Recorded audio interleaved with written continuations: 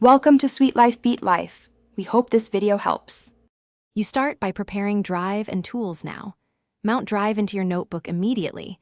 This gives persistent storage and direct file access. Once done, create a project folder and organize scripts, data, and virtual environments.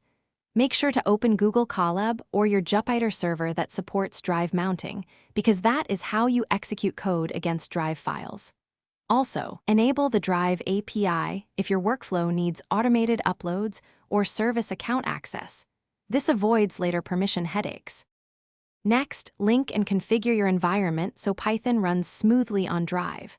Mount Drive inside the runtime and navigate to your project folder. Then pip install dependencies into that session, because libraries must exist where code executes. Once installed, set environment variables and secrets via a env file or notebook variables. This keeps credentials out of committed files. Also, use relative drive paths for data access, so moving folders later won't break code. This preserves portability and reproducibility. Finally, execute and automate your Drive-based Python workflow.